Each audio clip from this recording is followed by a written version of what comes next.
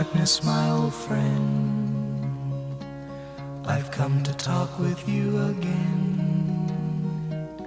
because a vision softly creeping